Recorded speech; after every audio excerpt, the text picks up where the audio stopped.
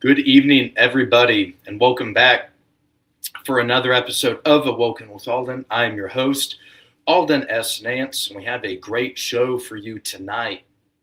Bringing on a great friend of the show, Kerri Marbut, and she's going to show us her expertise and depth of the agriculture industry in the United States and around the world. Today is Awoken Wednesday, January 21st, 2026.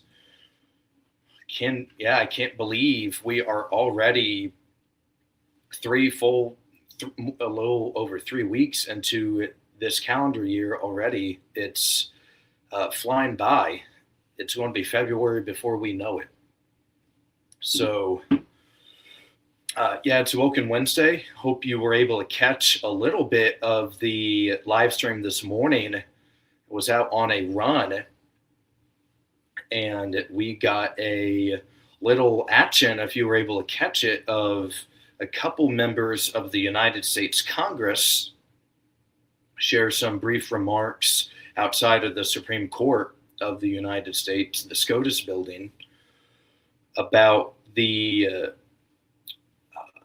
court case there were hearings on it today by SCOTUS over Lisa Cook, who sits on the Fed board currently, and the president is hoping to kick her out of town and remove her from the board. And the justices were hearing arguments about that case today. The Democratic Congress members made points of attempting to keep the Fed an individual body. We see this after the Trump administration released I believe, criminal complaint or charges or something of that matter against Fed Chair Jerome Powell a little over a week ago at this point over discrepancies or hoping to potentially remove him over this renovation going on at the Fed headquarters in Washington, D.C. So we're going to spend a couple minutes on that tonight. Also going to spend a couple minutes at the World Economic Forum. The president made some comments, additional comments about the world's largest island of Greenland. Today marks a pretty major shift in that, as it is the first time he has stated that military action is now off the table. We saw this, a big head turner a couple weeks ago, I should say, when Stephen Miller and Jake Tapper were getting after it at an interview on CNN, how Miller did not take military intervention off the table. So that marked a big escalation. We have a couple comments from the audience already this evening getting after it. At Roy3121, let's go, hashtag Awoken Wednesday, wonderful. And at Nicholas Alexander 940, in all caps, quote, we have a framework, end quote, Donald John Trump. That was another big thing from the president today about Greenland, is that he announced this framework. Don't know the deets on it yet. However, he stressed several times. I listened to a majority of the speech today, and at Roy3121 again, Greenland becoming red, white, and blue land is inevitable. That is amazing. Thank you for that comment, Roy. I believe you just started a social media campaign, a new hashtag on that blue land, red, white, and blue land is inevitable. And it kind of seems to be heading that way. If you were here a little over a month and a half ago now, when I discussed the national security strategy with Alex, the Trump corollary was the president mentioned this and that, maybe not Greenland in particular seizing it.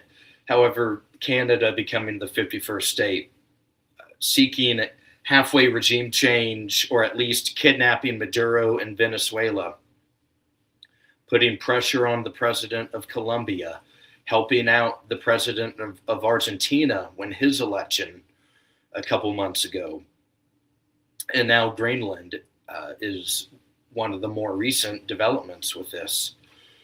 And we're going to, I'll talk a few minutes about that. If you didn't catch the Greenland episode a couple weeks ago, you should do that. Before wanting to get into those things, did have a little personal gloat to share is congratulations to the Indiana Hoosiers on an undefeated 16-0 Big Ten champions and national championship season. They defeated the Miami Hurricanes at Hard Rock Stadium on Monday night, 21-27, to complete this campaign, this undefeated campaign.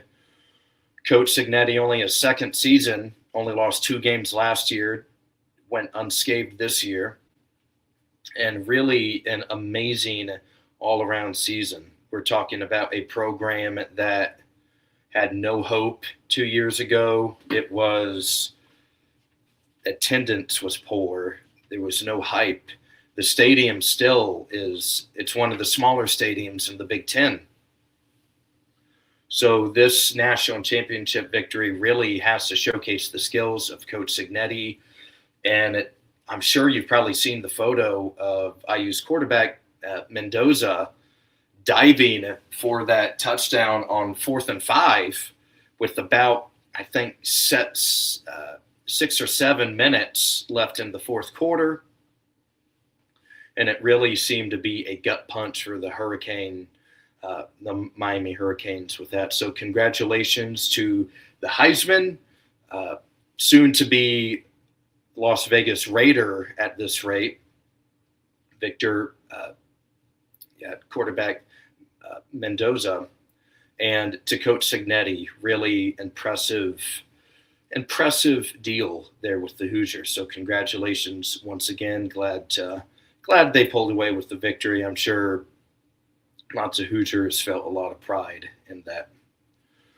So wanting to get more a little bit about the Lisa Cook situation is that I believe around last summer or so, or even last fall, the president intended to dismiss her from the board, which is seen as unprecedented because the Fed is, we hear about it, it's supposed to be its own solo non-political institution, and it really seemed to be an escalation with that. So you have the president trying to dismiss her over, I believe, fraud case, or not reporting something on her taxes before she was confirmed under the Biden regime in 2022, I believe. And so you have that occur, and you also, and now you get to today, and something else, I guess, for context with that is that she has never been formally charged with any misconduct when it comes to that situation. So an escalation there. We're looking at this morning, if you caught a little bit of the live stream, about Congresswoman Maxine Waters and Congressman Al Green of California and Texas, respectively. They really highlighted their opposition to the move and support, and their well wishes to the justices that they would allow her to keep her position, or at least have more evidence in court or some more court procedure play out to go along with that. And they were pretty aggressive with it. I think Al Green, it was a little hard to hear him because they didn't have a very good microphone, honestly, this morning. But he made some comments about how the Republicans are not loyal to the Constitution anymore. it was like the GOP cronies or something like that. So they're going to go after this hard. And we see with Jerome Powell, you saw that video, I believe it was a minute and a half, 2 minutes, something like that, that he released a couple weeks ago about how he had been charged and I believe subpoenaed even, something of that matter, and discussions about how the Fed should remain an independent institution and why that he was concerned about these charges being brought against him. So this is something that has been brewing for a little bit now. And the thing is with Powell, I think the term is over in May. I think his last day as chair is in May. So they only have to ride him this tenure a couple more months. Now, I know midterms are coming up and they're starting to get a little itchy at trying to get the interest rates down more. We hear about it all the time. The affordability issue is starting as we head into this midterm year. That's probably what the Dems are going to stick, kind of put their stake in and attach it to, is just everything is still really expensive, whether it's homes or food. And we'll learn a little bit more about that tonight. The agriculture side of things, is it really any president's fault or not? But besides that, that's what the Dems are going to kind of start leaning on a little bit. Maybe the institutional erosion potentially too, but it's not like they have a high horse to step on either. So we'll keep doing some updates on that in the upcoming weeks. Wanted to say that real quickly. And wanting to move on to geopolitics a little bit is Greenland. The president at the World Economic Forum today made the claim, or stated for the first time, that there would be no military invasion into Greenland by the United States in order to seize it. As Nicholas in the comments shared a moment ago, the president announced a framework to go along with that. So, but besides the point, let's think about from an America First mindset for a moment, is Greenland. If I laid this out a lot more I did more of a deep dive into on the Greenland episode, but you have the Chinese Polar Silk Road Initiative, the white paper they released in 2018. They are eyeing the island. Russia as well. And one of the arguments is that if Russia ever launched these missiles, they wouldn't go necessarily have it go west across. They'd have it go north over the northern sector of Earth, and it would cross either into or beside Greenland. So the justification for that is to totally possess this island, and you have that in total control for maximum protection. Even though we have a base there right now, it's at least the admin is saying it's not enough as it stands currently. So yeah, what's it really matter? The Trump corollary really emphasizes that we need to have total control over our hemisphere, and then it would make some of the other regions on Earth maybe not as important anymore. If we can have this on lock, then we might not need to be in the Middle East every day, or we might not need to be trying to maybe do so much in Europe or Asia or somewhere like that.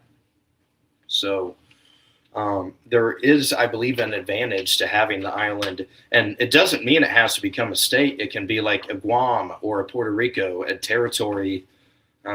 That's what it is right now in Denmark. Yeah, they have their own political institutions, but they're still a welfare baby. They totally depend. Half of the money to fund the island comes from Denmark still. They only have fisheries and some rare earth minerals, and it's not enough. They still need about $700 million to make up for that. So a pretty big development in Greenland today by the president, and it signals that whether it's through purchasing or other means, is that the island we will attempt to more aggressively control it, and we'll have to keep seeing what the president, Marco Rubio, and all the usual suspects say about Greenland. You got another comment from at Nicholas Alexander 940. The Federal Reserve is completely unconstitutional and gross overreach of government power. They exert incredible influence on the domestic and international economy. Hashtag audit the Fed. Wonderful, and they do. We see when it comes to the Fed, setting the interest rates by itself is huge on home affordability and ownership, as we've seen with people in my age bracket in particular. So wonderful comment, Nicholas. Okay, so before we get into our main topic tonight, we'd like to remind you if it's your first time on the live stream, if it's your first time hearing this, and not even just on the live stream, we're on Spotify, we're on Twitch, we're on X Live. I upload the videos to Spotify and Rumble every day after. We're on Instagram. So if you're hearing this on any of those platforms, please follow the platform you're listening to and go to some of the other platforms and check them out as well. So please go ahead, subscribe to the channel, leave this video a like, leave a comment. We already got a couple comments from Nicholas and Roy tonight. Go ahead and join them down in the comment section. Join the party. A lot of fun stuff going on there as well. Let us know what you think about our analysis and what you think we missed, or if you have a counter to what we're about to say. Okay, so without further ado, we will bring on this evening's guest, a great friend of the show, Kerri Marbut, and here, let's get her on here. Welcome, Kerri. Hi, Aulden. Thank you for having me. I'm excited to be here. Absolutely, and we're glad to have you on and speak to the Awoken. So you're in the Awoken audience right now. Share with the Awoken a little bit about yourself. Yeah, absolutely. Well, like Aulden said, my name is Kerri Marbut. Met Aulden when I came up here to DC, but grew up in Texas, kind of in the ag industry. Went to Texas A&M University, where I got degrees in animal science specific to beef production, and then also another degree in agricultural economics, where my focus was really in international trade, policy, and economic analysis. So kind of a broad education here. But today, in my professional capacity, I work within food supply chain issues, agricultural policy. So I kind of get a view from production, in my upbringing, all the way down to when the food hits the grocery store and it gets to your plate. So I'm very, very honored to be here and that you trust me to kind of speak on this topic. So I hope I do it justice. Absolutely, and I'm sure you will. And everyone give Kerri a warm welcome in the comments as well. So let's get this guy pulled up, and we will begin this evening's presentation. Wonderful. All right, awesome. Okay, so I was just kind of a little backstory on why I thought about it. Is agriculture very important? I'm sure we all had something to eat today, so that's pretty important for human survival. And I was thinking, what's a great way to really explain to the Awoken why I started the show is to wake people up to all of these things that happen in our world and our country that we may not think about or know the details on as much. And agriculture is one of those things for sure. Absolutely. Yeah, let's get started. Totally. And yeah, global trade is shifting. We're looking at whether it's tariffs or the BRICS alliance, the Global South teaming up, or other alliances and trade compacts beginning, is that you have a lot of these, the climate change, whether Now you can agree or disagree with maybe how it's coming, but that is a reality. And there's war and other instability that are causing.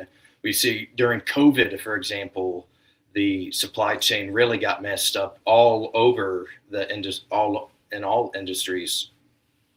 So, and agriculture is often, whether it's has to do with the livestock or not, is one of the first sectors that's impacted by this global trade. Yeah, absolutely. And maybe this is a little bit of bias, but I think, when you look at things that are happening in the world, a lot of people's minds don't go to agriculture. Mine goes directly there. Again, this is what I'm passionate about. This is what I grew up doing. It's important to me. And I mean, if you're wearing clothes today, or you ate today, you drank something today, I mean, thank a farmer. None of that would be possible without this industry. And like you said, a lot of these things that are happening in the world tend to affect this industry first, and it's not often, it doesn't have a spotlight on it until things get really bad.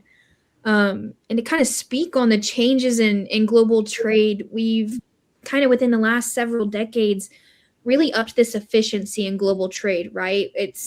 This system has been designed for efficiency, not necessarily durability. And so I call this kind of a just-in-time setup, right? Where it's like, how quick can we get a steak from Texas, from a cow in Texas on your plate in New York City?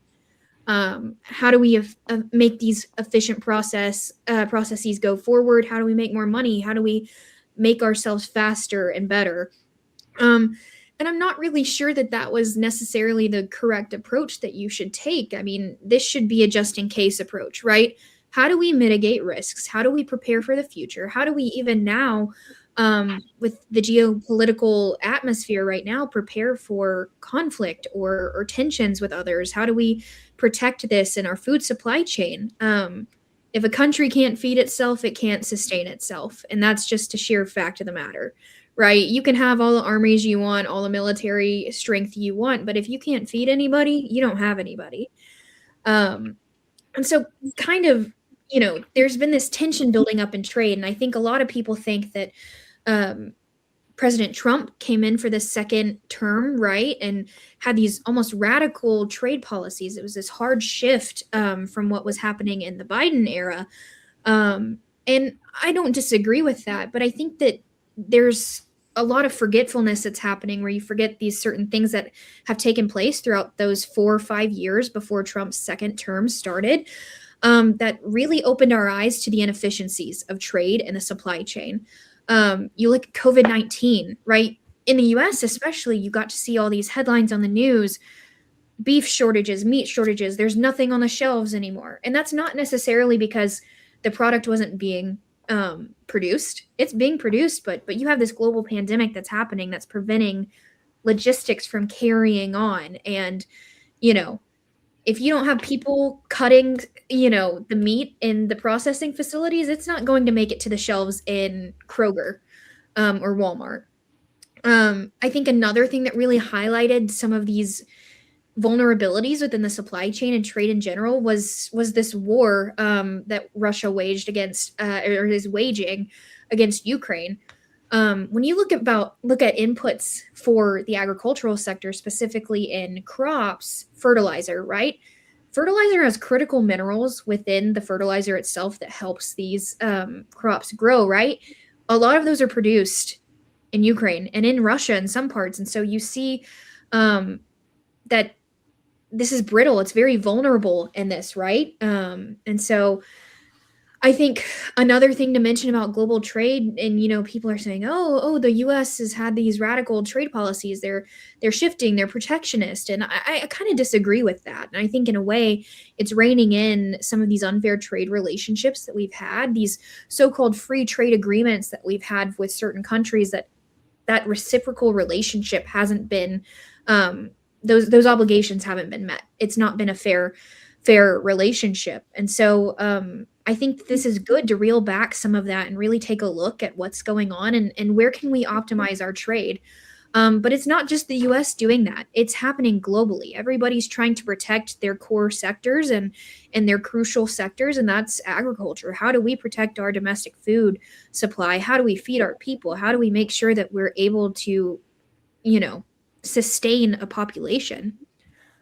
So Very good points. And yeah, learn about this growing up is in military campaigns, if the troops can't be fed properly or if the weather gets too bad, it doesn't matter how strong you are, is that if you can't meet the necessities, you're going to go down. So yeah. great points, Kerri.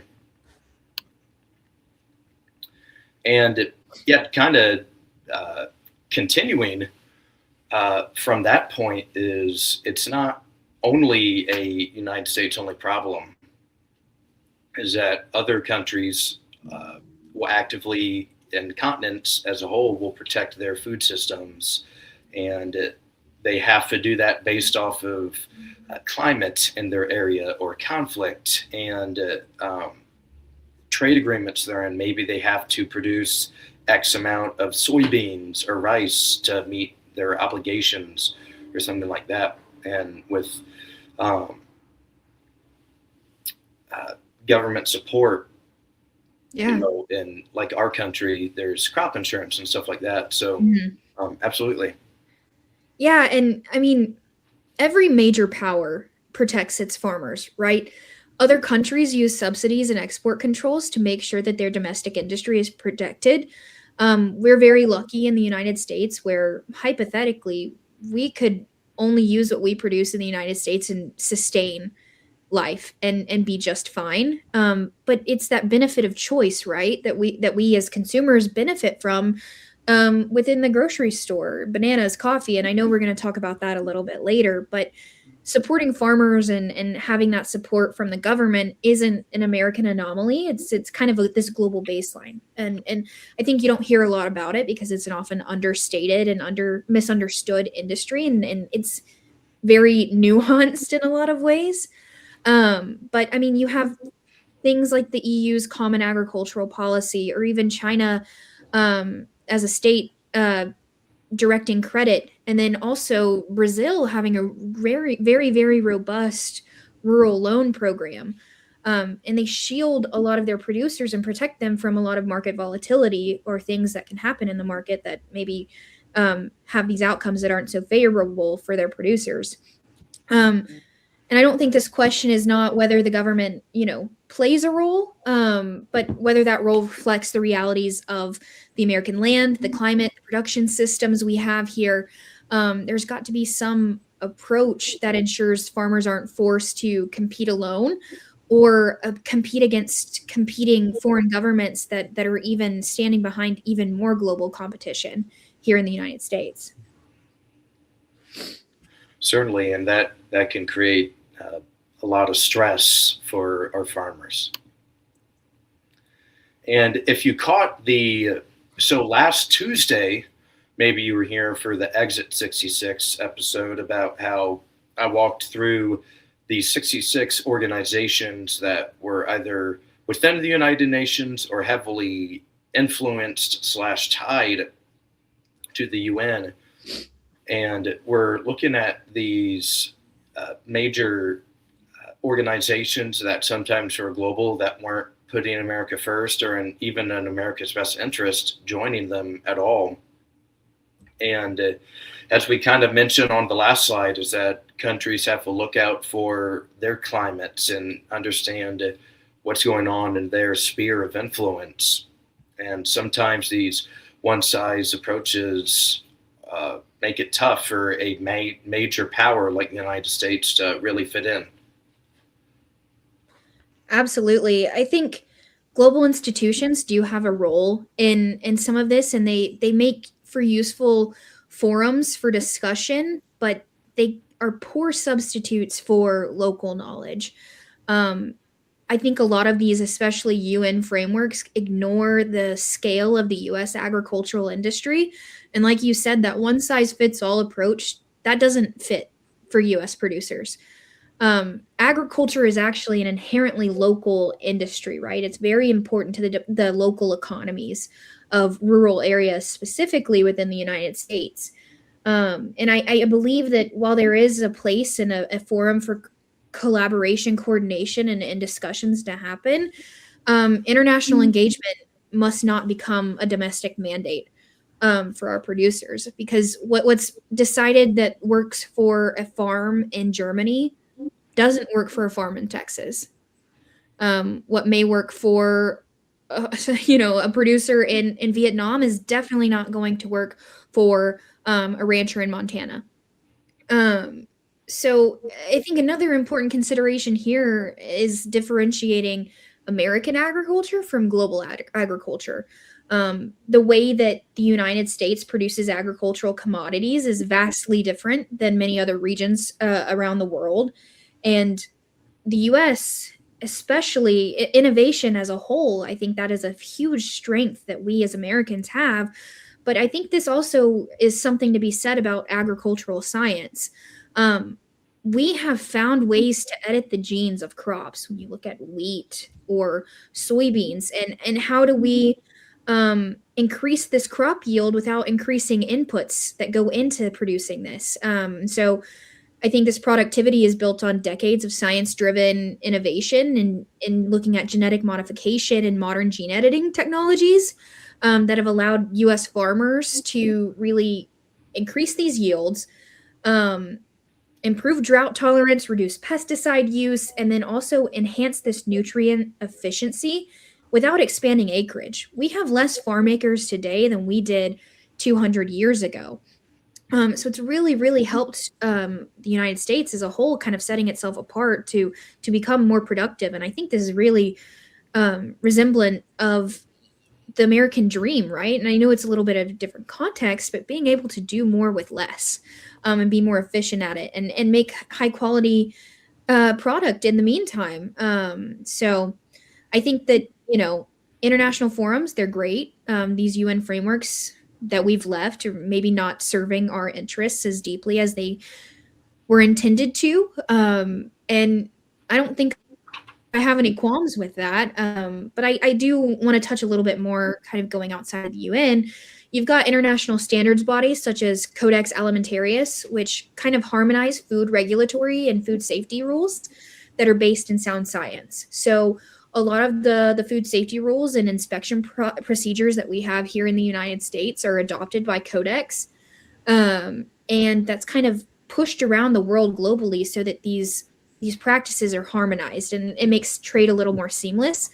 But you've got some frameworks in the EU and in China where they don't recognize those standards from Codex, and it really prevents U.S. products from entering their markets. And I'm speaking here specifically to animal protein, such as beef, and the use of maybe hormones or growth additives within feed to help these animals, grow faster and not use as much grass or corn feed in their feed or their water. And that doesn't mean that hormone is in your body as you eat it. There's a withdrawal period there where there's no trace of any of that left over. But you have certain folks and people around the world that don't recognize that science that's been proved. And so I think that's where you get a little bit, international forums get a little bit tough. And also looking at the UN, especially with climate frameworks. Again, the climate here in the United States varies by region, and that you can't have something that's overarching, for the entire world. It doesn't work like that. And I think it's unrealistic for us to think that it could work or we could achieve that.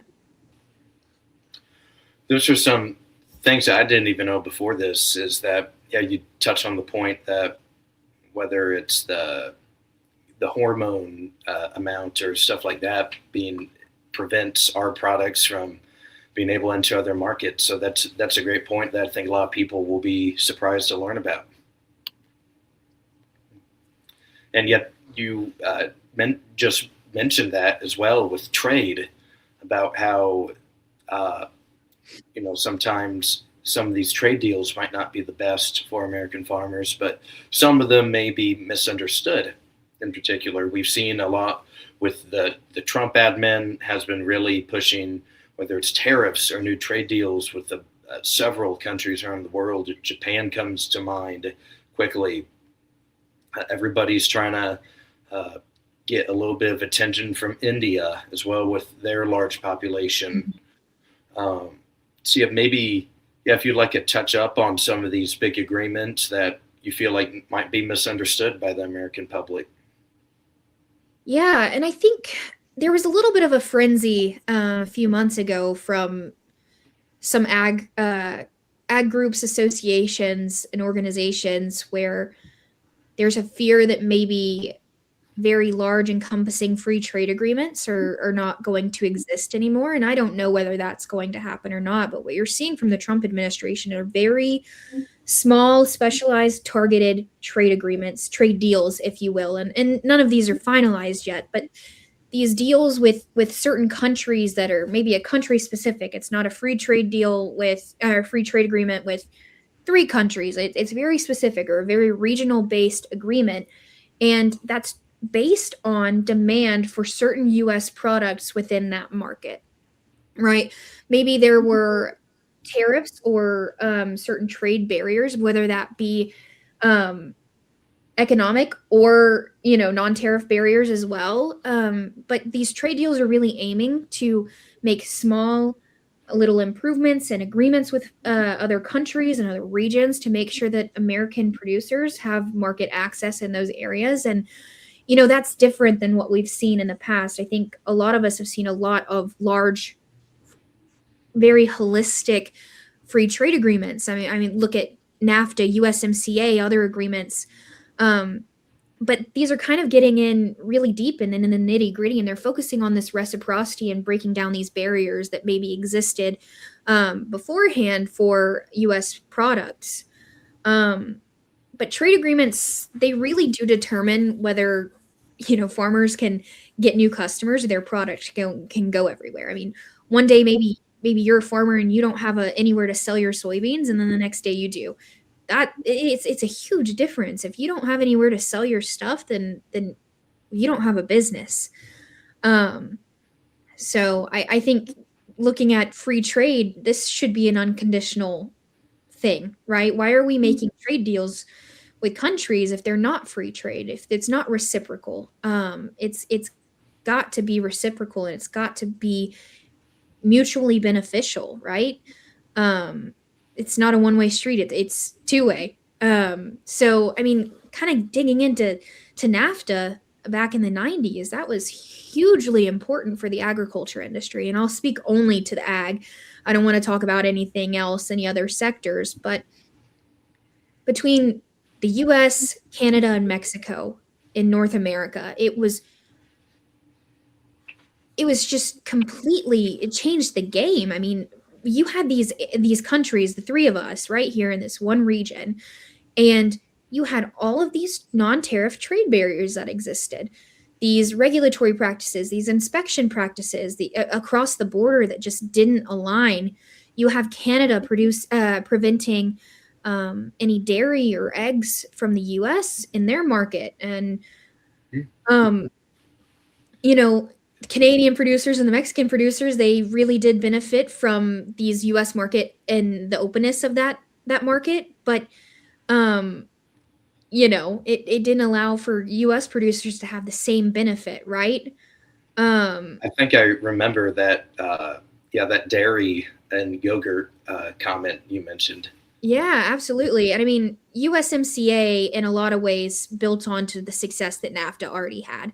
And in a lot of ways, even harmonized a lot of these practices even more, specific to ag, that is. And so now you have almost this seamless trade between the three, and it's for the most part free, and just very, very equal. But I mean, if you're exporting meat from the United States into Mexico, our inspection processes for that meat to make sure it's up to standard and make sure it's safe to eat, Mexico has now adopted the same processes. So essentially, you could have Mexican personnel in the United States personnel in Mexico, or right at that border, at that facility, as that shipment's coming in.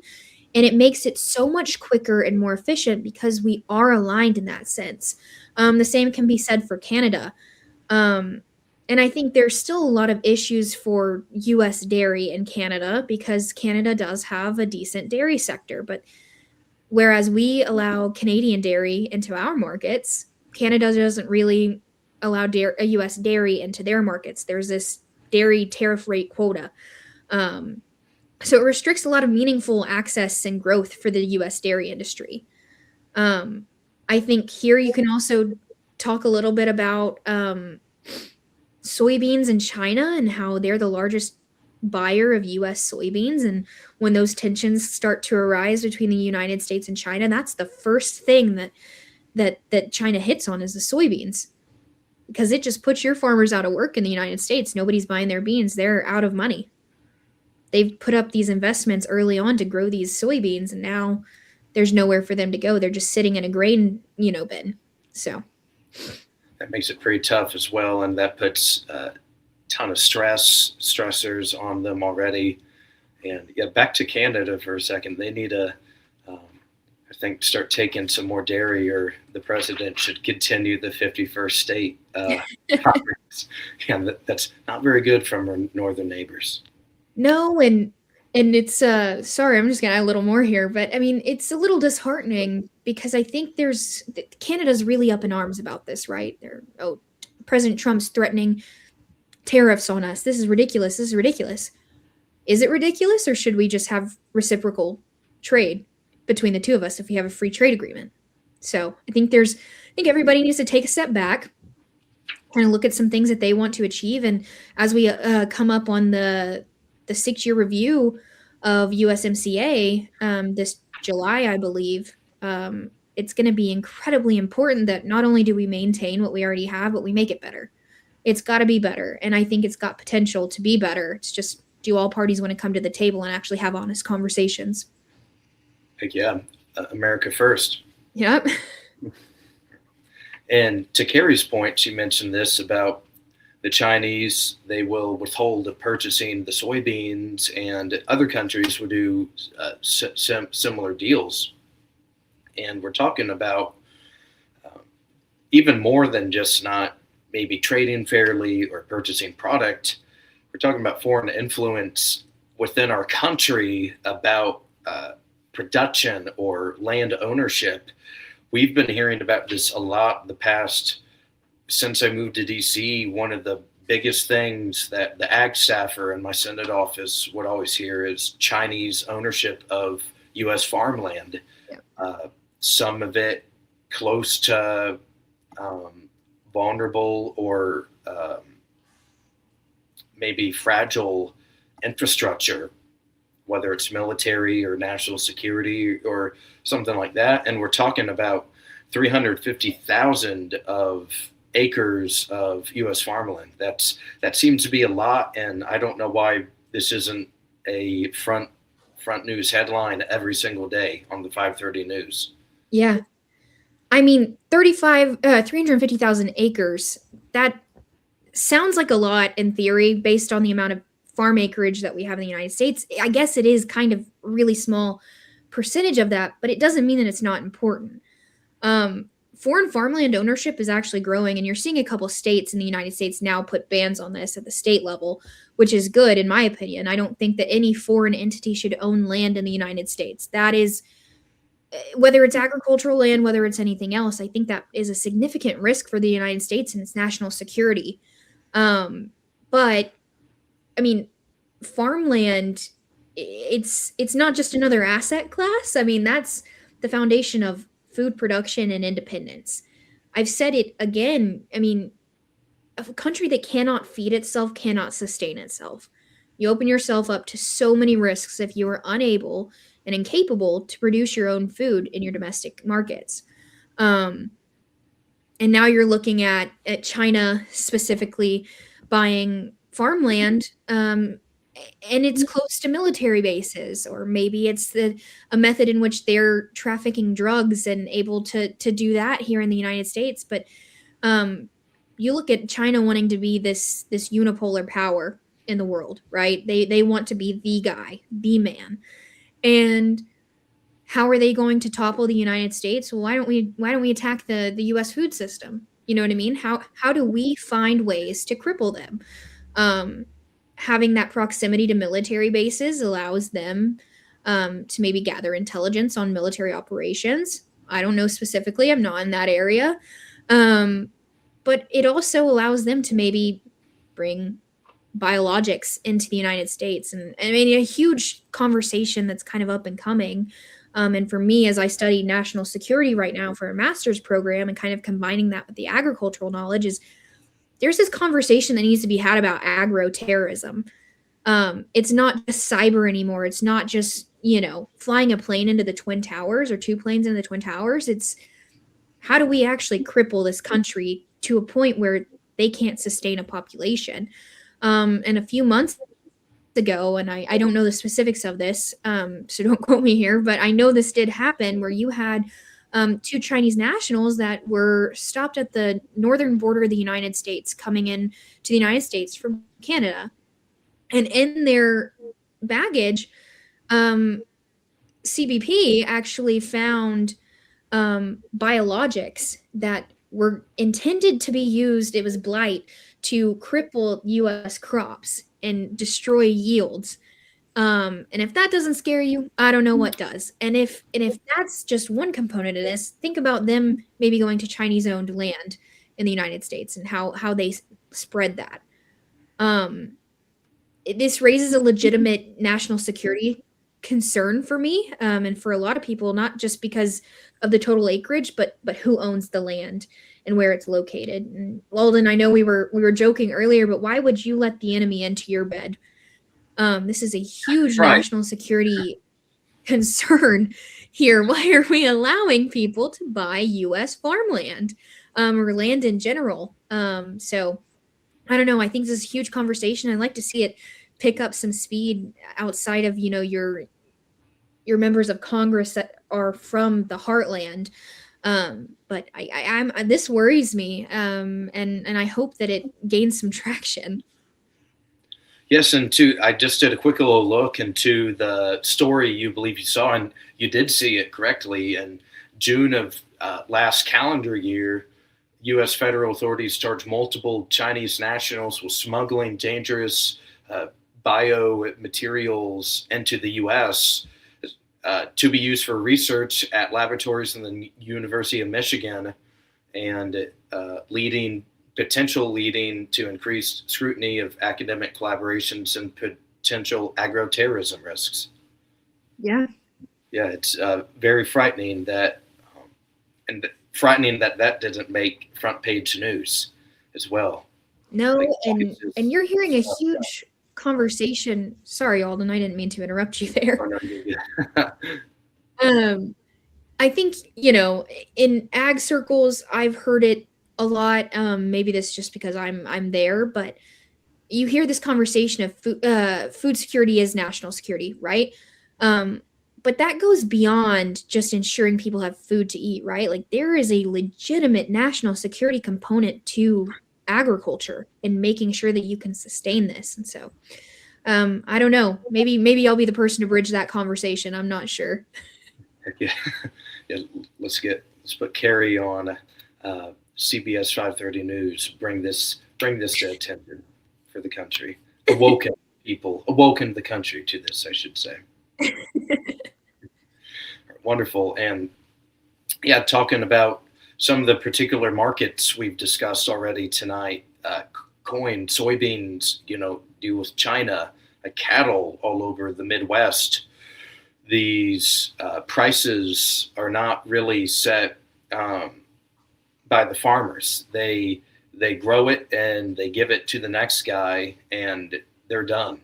So, It's not always totally in their favor. They have stuff. Maybe there's agro-terrorism committed, or there's a terrible dry season in the heart of July and all the crops die, or the cattle get too sick and the meat isn't edible or something like that. Yeah. So yeah, just we're talking about a pretty major part of the agriculture economy with these couple products right here. Yeah, and I think an important thing to understand about farmers is that they're price takers in the global market. They don't really get to set the prices of their product. It's how do they sell it and move it on to the next link in the supply chain. So there could be weather concerns here, conflicts that swing and affect the U.S. farm income significantly. I mean, I referenced Russia, Ukraine earlier with fertilizer. You've got this huge increase in fertilizer prices. Of course, prices of corn are going to go up because it's costing more to produce it. So, a corn grower in Iowa could do everything right and still lose money because there's a bumper crop in Brazil, or China decides that they're not going to buy something from the U.S. And I've touched a little bit on soybeans, and historically, there's been this growth in Chinese imports of U.S. soybeans, tens of millions of metric tons annually, right? Specifically for animal feed, but also for human consumption. And this relationship between the US and China has just caused incredible trade disruptions. There's tariffs, there's political uncertainty, and it's just really crippled these soybean producers, right? You have, this trade war with China and the United States that happened during President Trump's first term. Mm-hmm. And that was a really hard hit sector of that trade war, is that there was nowhere for these soybeans to go. And from that, I think Brazil saw a strategic advantage here where they are able to produce soybeans, and they had been, but okay, the United States is no longer selling to China. How do we fill that gap? How do we get there? And how do we, increase our production so that we can fill that entire gap that the US left? And quote me and correct me if I'm wrong, but in certain instances, Brazil's been, plowing down part of the rainforest so that they can produce soybeans and increase those acres planted. And it's strategically advantageous for them, right? But it's concerning for the US because if we don't have a good relationship with China, our soybean farmers are just SOL, right? How do we find more diverse markets for these products? Where do we go from here? And we're on the up and up with China, I would say, in terms of the relationship and buying soybeans, where they've made a commitment this year to buy, I forget the exact number, but so many million, metric tons of soybeans. And if I'm not mistaken, they just met that a few days ago. They met that purchasing requirement. Historically, they haven't met their requirements, which is kind of what spurred this trade war, this previous trade war. So that's, there's I'm really encouraged by that, but I don't know if I trust it in the long term. You know what I mean? Absolutely. And we're talking, you mentioned 1 year they'd meet it. What do you do if they don't meet it the next 10 years? What's going to happen with that? And they're probably not just going to miss it by an inch. They're going to miss it by a mile. Yeah. So, and if there's no enforcement and follow through and the US making sure that happens, then what does that say about the United States to China? And I know I talked a little bit about soybeans, but I want to kind of move into beef, if that's okay with you. Again, we all love beef. Ground beef is one of the go-to meals in this household. Absolutely. I'm a beef loving Texan, so I'll always advocate for that industry.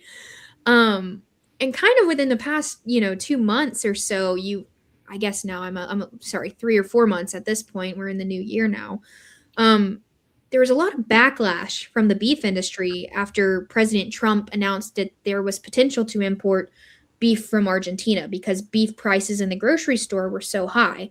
And I don't know if you've been to the grocery store lately or not, but those prices are still very high, and they have been, and it's a little uncommon. They're abnormally high, right? This isn't because the farmers are trying to make a little more coin, make a little bit larger of a profit.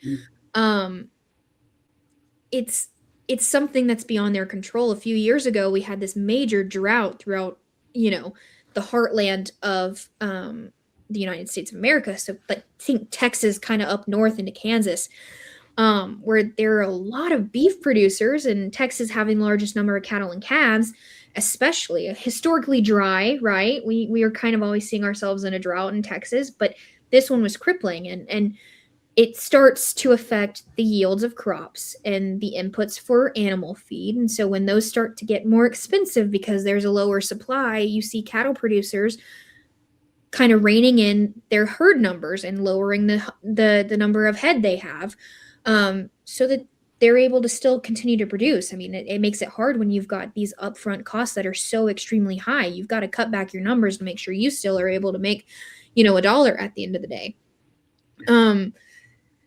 And I know we'll speak to this a little bit more about the timeline of producing cattle, but it's not a quick fix. I mean, we're just now seeing the effects of this drought a couple years later, and we're seeing that in the way of increased beef prices at the grocery store. And it's a huge push from the second Trump administration to lower those grocery prices. And I don't blame them for having that conversation about, okay, well, let's import some beef from Argentina. But while that would lower, prices at the grocery store, and you'd see this immediate drop in prices and things would be more affordable for consumers, it's not a good long-term solution. It would give market access to Argentine beef. And Argentina routinely has issues with animal disease. You look at hand, foot, and mouth disease. And it's kind of almost this, slap in the face to these domestic producers that are already kind of having a rough time producing this beef, and they're kind of dealing with the aftermath of this drought, and they're not seeing any of the benefits of the higher prices. And that's because these middlemen in the meat packer industry and the feed yards, those are where those profits are really going, right? A rancher in Texas sells so many head to a feed yard. They're at the feed yard for a little bit, and then those get sold. They go to slaughter, and then the meat packers are the ones who set the prices in the grocery store. So it was kind of a little bit chaotic in the couple of days that surrounded that conversation and announcement from President Trump. But I think it opened a lot of conversation, understanding into how this industry actually works and who sets the prices and who doesn't. It's actually opened up some investigations into meat packers as antitrust type things, and I'm really interested to see what comes out of that. And more on the beef side, you kind of on the animal health side as well, is you've got this rise in this threat of New World screwworm. And Alden, I don't know if you know about New World screwworm, but it's a fly that essentially the larva of that fly, it's a parasitic fly. And it affects livestock and humans and domestic animals, but a large impact that we've seen in the United States is on the domestic cattle herd back in the 1960s. And this is a parasitic fly, and the larvae basically burrow themselves into the flesh of cattle, for instance, and they just start eating away. It causes an incredible infection. It's got to be treated professionally by vets, and a lot of the time there's no saving them once the fly gets into it. And earlier in the year, we had found out that there was New World screwworm detected in Mexico, in southern Mexico. There used to be this bio border in Panama, and back in the 60s, you saw this huge increase of New World screwworm, this prevalence, and it crippled the domestic cattle markets here in the United States and the herd. I mean, you didn't have any cows. The flies were killing them. And it's hard to treat because unlike typical maggots or something like that, they don't, these flies, they don't, or this larva, I guess, they feed on live flesh. It's not necrotic. It's not dead flesh. Right. And so it's just very, very hard to manage. And when you have this bio barrier in Panama, where you were producing and sterilized flies, male flies, to kind of cease this reproduction. If you've got sterilized male flies, they're not breeding and they're not creating them. And so we pushed this all the way back. I think it was 1966 back to Panama, and that was our bio barrier. We had USDA collaborated with a lot of Latin American countries, with Mexico, to have these sterile fly facilities to help fight this, so that this wasn't a concern for cattle producers and other producers. I mean, it can affect humans too. So there's this huge public safety concern as well. And recently that bio barrier was broken. And I mean, the problem went away. We closed our sterile fly production facilities down because there wasn't a need for them. And so you've seen over the past few months just gradually these flies moving up Latin America through Mexico. And there's a significant threat that is coming because it's really close to the Texas border now. I've talked about how Texas has the largest number of cattle and calves. What's going to happen if that barrier, if it crosses the border? So I mean, that's just another component. If that reaches our domestic herd, you might see beef prices go up incredibly, or a shortage of beef because our domestic herd is already almost at record low numbers. What's going to happen if that affects them even more? Goodness gracious, that could be the next maybe October surprise for the election, even. Like, if that sounds pretty serious, and if it's breaking through that bio barrier you mentioned, do you think there's any chance it can be stopped? Like, what are the tools we have maybe to prevent this from reaching the Lone Star State? Yeah, so you saw Agriculture Secretary Brooke Rollins get confirmed by the Senate. She started her role, and immediately, I mean, she got sworn in. She went straight from her swearing in ceremony to meetings with scientists at USDA and beef producers, the National Cattlemen's Beef Association, getting briefed on all of this.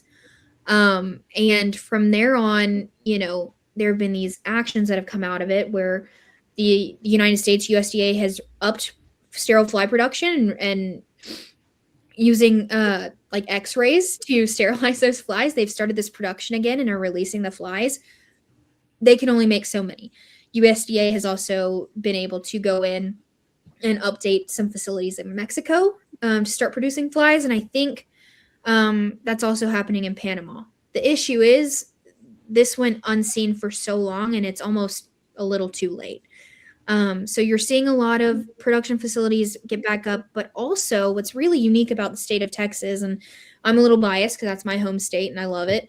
But the Texas Rangers of Texas, they, not the baseball team, actual law enforcement, they have this subsect of the Texas Rangers that are specific to livestock. So they are actually able to kind of move up and down the border between Mexico and the United States, right there in Texas, and make sure and kind of monitor to see if they're seeing anything. There are a lot of cattle ranches down there.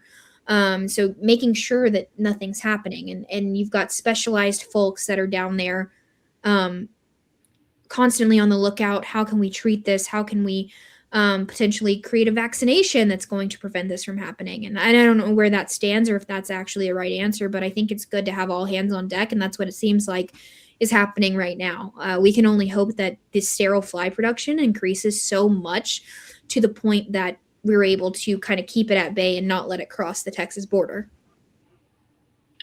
Wonderful. And we actually have a question from a compliment and a question from Roy 3121. Well said, Kerri. American land is for Americans or Americans. And a question is, should we break up giant meat packing and poultry monopolies to maybe help out with prices potentially? This is a hard one because on one hand, it's really advanced a lot of poultry producers and meat producers, but it's also it kind of eliminated a lot of autonomy and freedom of choice. You've got these huge conglomerations right now that are setting prices and they're making choices for the whole industry, and it's not always the best choice for the industry. It's what can benefit them. And so, I mean, if I had to pick yes or no, then my answer is unequivocally yes. There should not be 2 or 3 companies in the United States that are setting the rules for everybody else. Well said. Great answer. We'll move on to our next slide. And that's a great pre-question for the food supply chain question. We're talking about not only the people that set the prices, but the truck drivers, the people that will do the slaughtering, that drive the product, that help raise the livestock even potentially. And we're looking at these processing plants and the distributors are pretty key for the entire chain. And all of these, each layer, whether it's the first layer, second layer, 10th layer, how many there are, um, impact the farmer in some way. Mhm. Yeah, absolutely. And I think it's hard to understand the nuance and the complexities that is the food supply chain. Especially if you didn't grow up in the industry or at least in a high ag producing area, or even if you grew up in the city. I mean, food's just always there in the grocery store, right? But there are many, many stages to getting that food from, a live animal or a plant in a field all the way to your plate. And it's a long process. And at each handoff point, there's a cost associated, there's a risk associated, and there's time, right? I've talked about, the efficiency in trade, but that kind of also trickles down in the food supply chain. We've moved away from this really pastoral agricultural basis that the United States was in when it was founded, even when there were, colonists here, where you had maybe everybody had a cow or whatever it may be, and they were producing a lot of their own food. There wasn't a whole lot of trade going on. And you've seen that grow progressively over 250 years, right? Plus, even more than 250 years. Um, but one consideration to have is, I mean, you've got less farms nowadays than you did 200 years ago. And so moving into the supply chain, I mean, it's an efficient food system that we have here in the United States, even globally, right? I've talked about some of uh, these modernizations with trade, but it's really, really increased the speed and efficiency of our food supply chain. Um, but when you've got, processing and packers and it's concentrated in very, very few facilities, a small disruption can just have these major ripple effects throughout the entire food supply chain. So, I mean, you've got this regionalization of meat packers, right? And any slight slowdown there, that's going to affect everybody in the United States. I mean, look back at COVID. JBS had a cyber attack shortly after, or even during, actually, my bad. And that crippled them. They're like the largest packer. And so you weren't able to get products moved to the grocery stores. I mean, they were just sitting there. So there was a shortage in the eyes of the consumer, maybe not of the product, but the shortage and lack of presence of this product at the grocery store. It's because there was this huge event that happened at a meat packer. And so having that integrity and making sure that there are no choke points and that things are seamless is incredibly, incredibly important. I mean, even today, I deal a lot with this more temperature controlled or logistics for the food supply chain, right? And so you think about cold chain integrity, refrigerated transport, storage, and inspection, making sure every single one of those processes function the way that they need to and as fast as they need to, is important. And in a lot of ways, if practices aren't done correctly, then it could render that food inedible or unsafe to eat. You've got export and import inspections, some backlogs to that. I mean, you're seeing a shortage of food safety FSIS inspectors from USDA, where they're not able to get to those facilities and inspect the meat and poultry products the way that they're supposed to, or FDA inspectors not getting there to be able to look at, whatever else it may be. And so, you've got to have, this end-to-end integrity, and how do we work and make sure each link of this chain, they're communicating to each other and that things are going the way that they need to go. Great. Yeah, that's terrific information. And bring up a good point about the risks of, if the inspectors can't examine the food, then that puts us at risk. I know someone who got food poisoning at a rallies, I believe it was one time, and they were in immense pain because of that. So, I have a question from the audience here at Ronwin Nance. Great information this evening. The grocery costs are so high, the average American family is struggling to feed their families. What needs to happen to help reduce the cost? I think there are multiple things that could happen and should happen to reduce the cost of groceries. I mean, you've seen them skyrocket within the past few years. A lot of that can be attributed to low numbers or unfair trade practices, or even, outsourcing a lot of labor, or sorry, not labor, my apologies, production of certain inputs elsewhere. And so, I mean, it starts all the way at feed inputs for livestock or fertilizer for crops. I mean, if there's a regional conflict going on and you're not able to get the minerals that you need for fertilizer, then the fertilizer is going to you're going to have to find those minerals elsewhere. They're going to be more expensive. It's going to cause a delay. So you rack up costs at every single stage, and it just has this one thing ripples through the entire food chain, and I mean, food supply chain. And that's what we see at the grocery store when we look at $8 a pound for beef, for ground beef of all things, um, and I think some things can happen. Maybe that's finding these critical minerals that are available in the US, but allowing us to utilize them to produce fertilizer. I think that it's making sure that we have markets for our crops to go to, soybeans, corn, whatever that may be. But also maybe kind of nearshoring some of our practices, right? Or bringing them back home. American steel, American produced goods. So we're not having to pay for these extra um, costs that are given at the transportation and shipping of these products. Wonderful. Hopefully that helps your question at Ronwin Nance. Alrighty.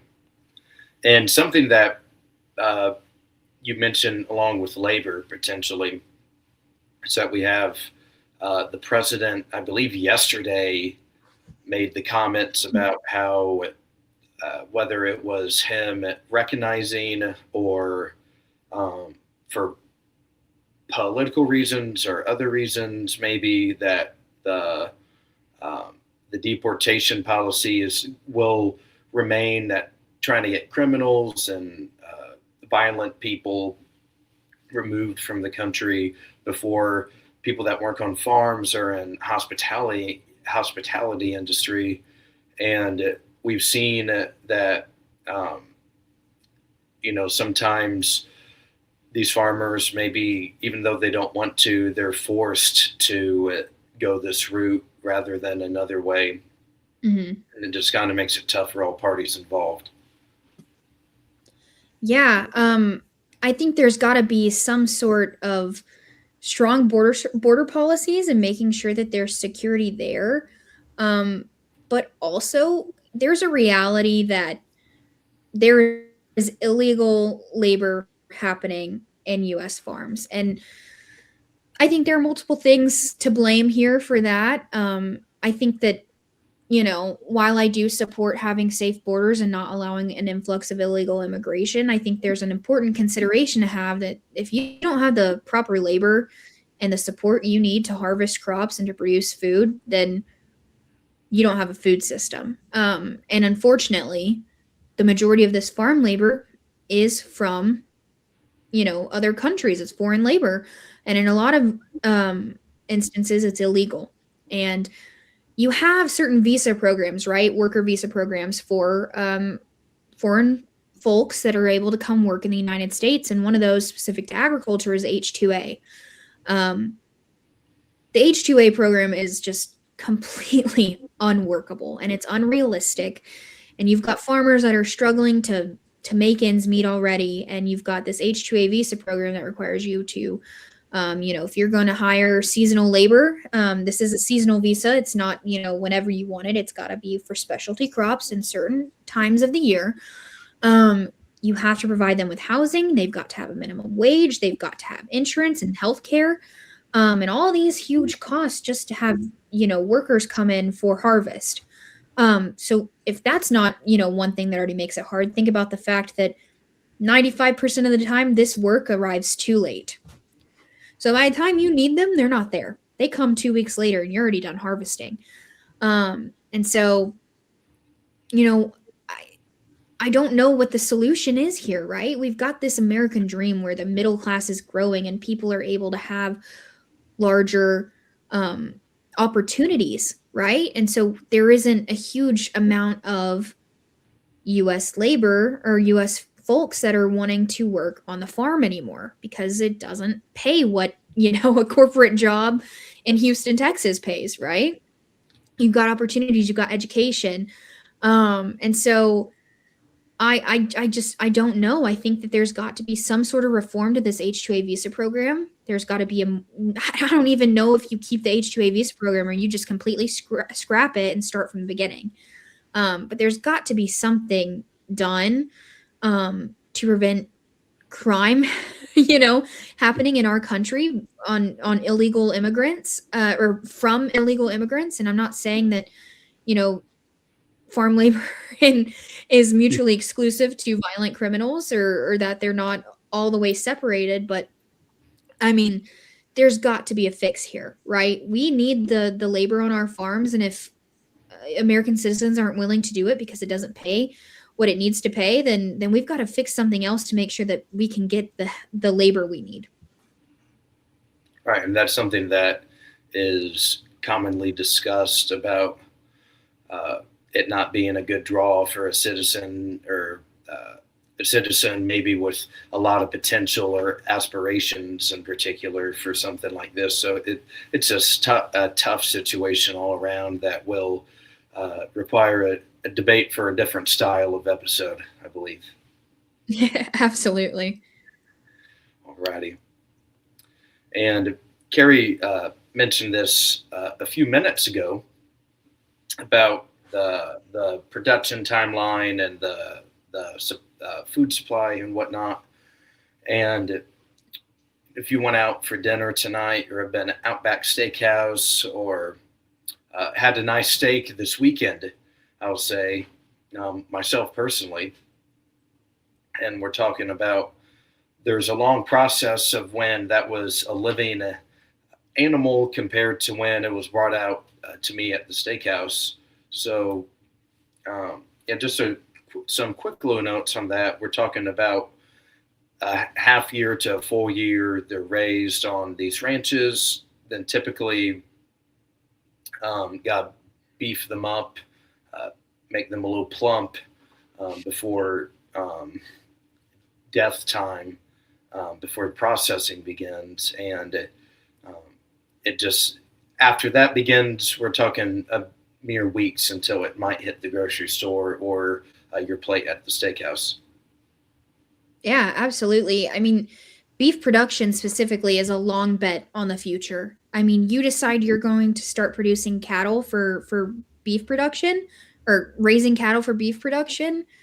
I mean, you buy your cows and it's 2 years before you're going to even see any return on that investment. And every stage locks in that capital months and years before any revenue starts to appear for you. Um, so any sort of predictability in feed cost and regulation and trade, it all matters, to producers, because they're taking a gamble, right? They're gambling here, deciding that they're going to produce beef. They don't know what that's going to entail for them 2 years down the line. And there's multiple stages, and I can kind of briefly walk you through some examples. I mean, starting at a cow calf operation, which is where you have female heifers or cows, heifer being a young female of the bovine species that is not calved or is under 2 years old, and a cow specifically being a female of the bovine species who has calved. You've got these cows that you're then breeding them to bulls, then they're producing calves, and it's this huge cycle, and you're putting back into your operation, and then you're selling some of the male calves, are going into production and then going into feed yards to produce beef, for the most part. You've got backgrounding, you have feedlots. I mean, as soon as these calves, I mean, you've got about a year that they're at your operation, say, and then they go to a feedlot for a couple of months, and then they get beefed up and get that fatty marbling that makes beef taste so much better. But it's multiple stages. Once they leave the feed yard, they go to the packers, they get, slaughtered, and they're cut, these cuts of beef are made and packaged up and put in the grocery store. But each step in this production line, it adds a cost. It's got time and cost associated with it, right? So we talked a little bit about drought, and the cattle cycle kind of just now starting to catch up the prices with that. And drought forces ranchers to liquidate their herds, earlier. Maybe they shrink future supply. Maybe, this is driving long-term price volatility. So they're uncertain about what's next for them and what numbers they need to hold. Maybe there's regulatory delays at slaughter inspection points that ripple, backwards. And we talked a little bit about withdrawal periods with hormones or any kind of vaccination or medicine that was given. I mean, there's a certain time associated with each additive to where you cannot slaughter that animal before that timeline expires, to make sure that all of that product, all that vaccination is out of the system of that animal so that you don't ingest it when you are eating that product. But I mean, if there are delays or if something happens, there's a delay, there's something that ripples backwards as well. Lowers cattle prices and increases some uncertainty in the industry. So there's really this emphasis and need for predictable regulation and infrastructure, especially in capacity, it's essential to keep this long-term cycle and system viable for producers. Great. And yeah, you mentioned a lot of those key details that I don't think a lot of people really realized or took into account before maybe hearing this. So yeah, thank you for those additional details. Alrighty. And a similar deal for veggies and fruits and coffee beans. I'm sure most people watching this or listening probably either had coffee at work or before school or something like that today. And maybe you know, maybe you don't know that vast majority of coffee beans are imported, and it's such a common product. Every time you go to Starbucks or Dunkin' Donuts, the line is around the building of people eating their morning coffee. So we're talking about not something that's just common. It's something that is so common that almost everyone consumes it at least weekly, if not daily. And same with stuff you see at the grocery store, bananas. I remember as a kid, had a banana almost every day, it felt like. And I'm just one kid in Southwest Indiana. We're talking about hundreds of millions of people in just our country. So yeah, it's a pretty shocking thing, but there's also a big production timeline with these products as well. Yeah, absolutely. And I can kind of speak to some of these nuances and also maybe a little bit to the agricultural trade deficit that the U.S. is facing right now. But trade in fruits and vegetables, coffee, you see a lot with bananas and avocados and coffee. The U.S. imports what we can't grow. Our climate here in the United States does not support that kind of production for those products. And trade opportunities have allowed that product into our market, and it's become a our society is reliant on it now. But fair enforcement and workable labor policy ensure that these imports complement American production. So you hear a lot, I kind of reference the ag trade deficit, but it's this huge conversation happening in the agricultural space and in these circles right now, where historically the United States has been a net exporter of agricultural goods, and we found ourselves in the past 2 years as a net importer of agricultural goods. And while I don't think this is necessarily good or bad, it's a little interesting. It's something that's different, and I don't know if this is a new normal or just, a little bit of a one-off situation. But there are multiple reasons for this switch. There's increased choice. American consumers have more choice at the grocery store now, and that demand from U.S. consumers signals more imports coming in from other countries. You've got these expanded trade relationships that the U.S. has, and then also in general, just an overall increase in U.S. consumption. And a deficit isn't always only an indicator that U.S. producers are facing challenges exporting their product. It's more nuanced than that, right? There's been an increased demand in the last few years and consumption for consumers, and it's accurately and economically proves that there's a shift in the deficit. Really, the only way to shrink a deficit, specifically in trade, is to reduce consumption, right? And I'm not sure if that's going to happen. Just because we're importing more than we're exporting doesn't mean that we're exporting less. You know what I mean? Yeah. Just means that we're demanding more and we're importing more. And some of those are specialized crops and products like bananas and avocados and coffee. Um, so I think there's a conversation to be had about that. I think this U.S. ag trade deficit reflects multiple structural shifts. Like I said, consumer demand and increased demand for diverse food. There's these expanded trade relationships. I talked about reciprocal trade. Well, if the U.S. is selling product in Indonesia, then we need to be buying product from Indonesia. I firmly believe in that free and fair trade there. Excuse me. And then again, overall higher consumption. This doesn't really automatically signal producer failure. Um, it often just reflects a broader economic growth and consumer choice, which I think is great. But reducing that deficit again would require either increasing our exports or reducing our consumption, which are complex in their entirety, both of them individually. So I don't know if the focus should be on fair trade enforcement and competitiveness rather than deficit figures alone. I think we need to look more at that fair trade enforcement and competitiveness as opposed to just looking at the numbers and saying, "Oh, this is bad. We're importing more than we're exporting." Tracking. Very, very good points. Absolutely. Uh, let's go. Something that is happened a couple weeks ago. I'm sure that if you're watching, you know one of the more maybe controversial at first, but if you are America First and even MAGA at that point, is that you have to be on at least some sectors, you have to be quite impressed with HHS Secretary Robert F. Kennedy, his attention for physical fitness, trying to encourage healthier eating. And if you went to public school in the United States, I'm sure you saw or were taught about, at a minimum, the prior food period or food pyramid, excuse me. And we saw at the bottom that it was mostly, or the widest section, which was the bottom at the prior pyramid, was bread, wheat, bagels, stuff like that. And then you kind of go with dairy, then fruits, veggies, etc. Then like candy was at the top.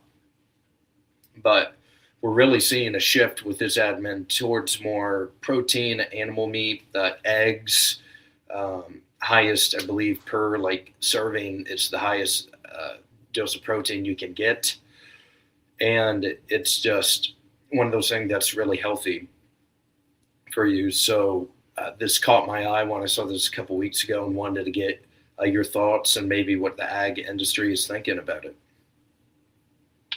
Yeah, I think one thing to address firstly is, I mean, when I was a kid, I didn't really get educated a whole lot on nutrition. And I don't know if that's because I'm from a really small rural town in Texas or if that's just a failure on the education system as a whole, right? But like you said, this pyramid used to be flipped almost upside down in the structure. Grains still being at the bottom, but that's the widest part of the triangle, right? So it makes you think that that's where the core of your diet should be, and that's not true. I think that a lot of research has really proven and emphasized that nutrient density is more important. And you're looking at beef, dairy, eggs, and poultry, all huge domestic strengths for the United States. And I don't think any prior guidance reflected that at all. Um, and I think it's really interesting as we talk about, RFK Jr. and this food pyramid and this collaboration between HHS and USDA. It's kind of unheard of, right? These folks should be communicating, but you've seen this renewed collaboration and cooperation between the two, and it's very encouraging. But as nutrition science evolves, it's very, very clear that real protein rich foods matter. And I think America excels at producing exactly that. By aligning your nutritional policy based in science with your domestic production, it supports both your public health for the entirety of the nation as well as these farm income. So you've got protein-rich foods such as beef, dairy, eggs, fish. They provide these essential amino acids, iron, zinc, B vitamins, fat-soluble nutrients that are critical for muscle development and cognitive function, as well as your metabolic health. That's incredibly important. But when you get into these processed foods and grains, not that they're bad for you, but in excess can, affect your health. Um, I'm really encouraged to see this flipped food pyramid. I think it's really good, and it's going to flip the script on nutrition. And I mean, I hope that as we move forward in the world, that we're able to increase the amount of nutrition education, even to that end, agricultural education, so that people can understand where their food comes from, why it comes from where it comes from, and how do they make the best and healthiest choices for themselves in their diet.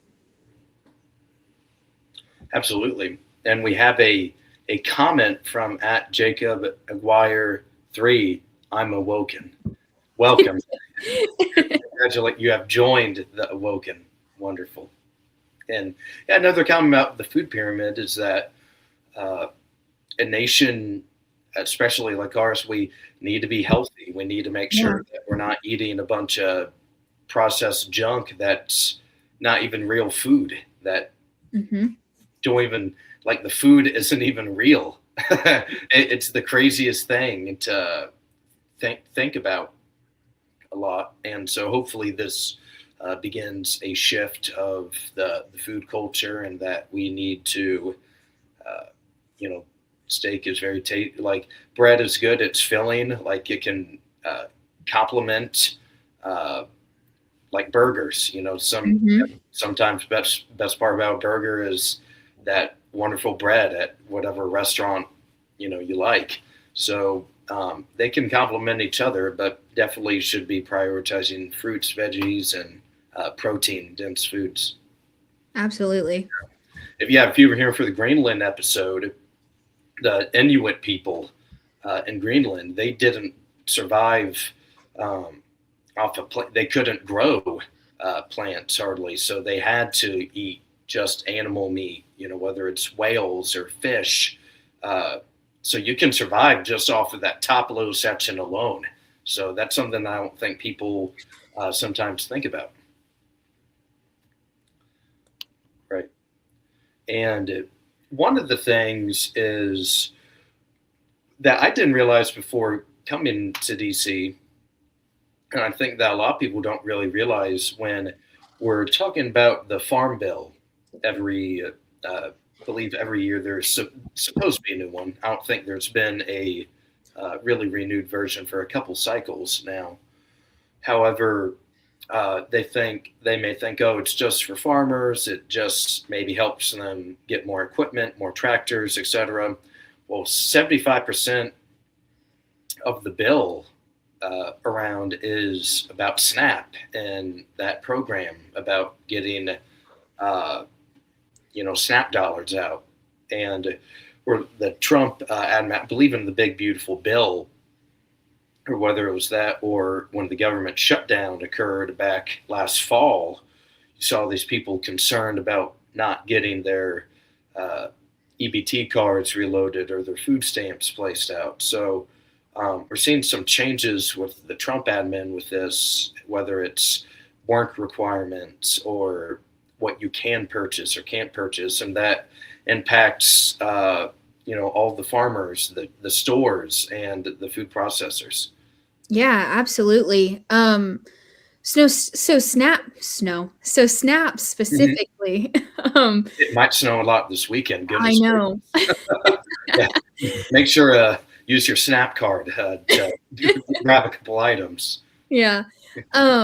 So SNAP is one of the nutrition assistance programs that is funded under the Farm Bill. And so the Farm Bill is a very big omnibus bill that is passed or reauthorized typically every 5 years.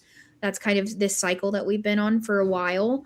The last Farm Bill that was passed was in 2018 when Congressman Mike Conaway of Texas was his chairman. So now we've ushered in a couple new sessions of Congress and still have no new Farm Bill. There's been extensions and CRs, and there's this huge debate right now, right, between Democrats and Republicans. And I know you mentioned the One Big Beautiful Bill, and within that, there's a good bit of agricultural programs that typically are covered underneath the Farm Bill that were actually taken care of within the One Big Beautiful Bill.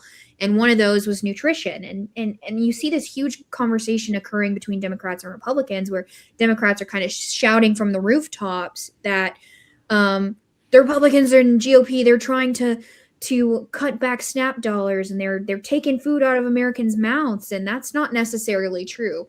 There was not a rollback of funding and a decrease in funding. It was just that funding didn't expand. Go back to the Farm Bill. 75% of the funding that goes to that $1.4 trillion bill is for nutrition assistance. And it's a little ironic that it is then called the Farm Bill. But that the majority of that money is going to nutrition assistance programs, not farm programs.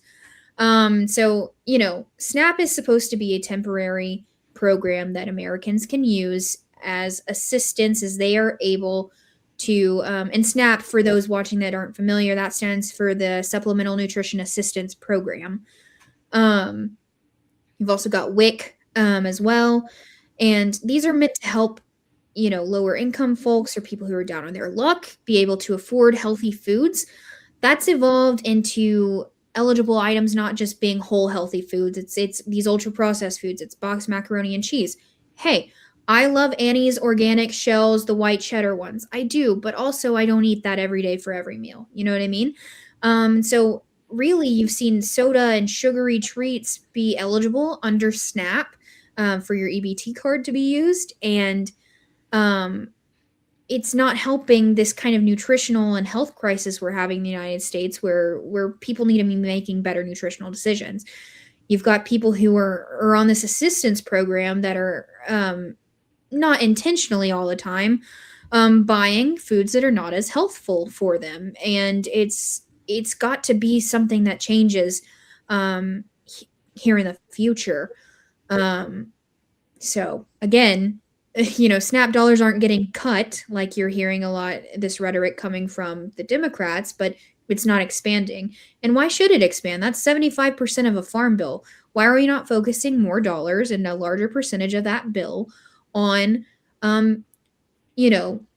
risk management programs? If we're not looking at disaster assistance programs for farmers and ranchers, and making sure that there are certain things within the trade title of the Farm Bill that really further gives market access to U.S. products in foreign markets. And so it's an interesting dynamic we're seeing, and you're seeing a lot of holdup in the Farm Bill process because of this disagreement. Shrinking margin from the majority and the minority in the House. And so you're kind of at this standstill right now because nothing's being able to move forward, because the crux of this argument is really SNAP and nutrition assistance. Totally. And I misspoke about it's supposed to be funded every year, and because I forgot it's a 5-year bill is because it hasn't been passed since 18. So I remember every year they decide, well, are we going to refund it, and it never gets funded again. Yep. And Kerri just alluded to this about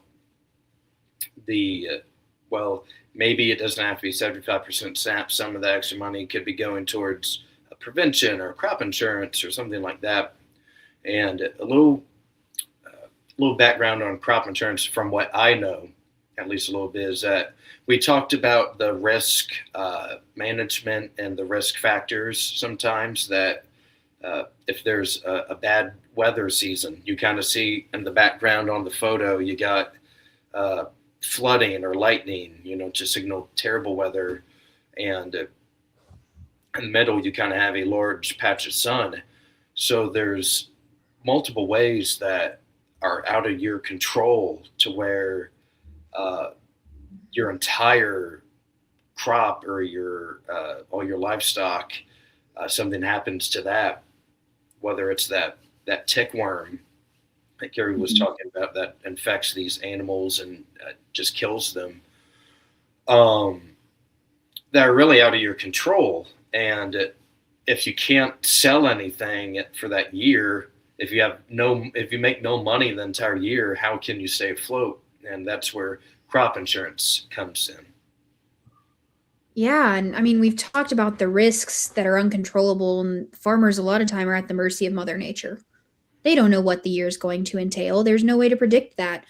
Um, and insurance, just like in any other sector, your auto insurance, your home insurance, your if you live on the coast, your hurricane insurance, making sure that you're protected in the event of disaster or a car crash, or maybe your home catches on fire, making sure that there's this safety net for you in the event of something going wrong.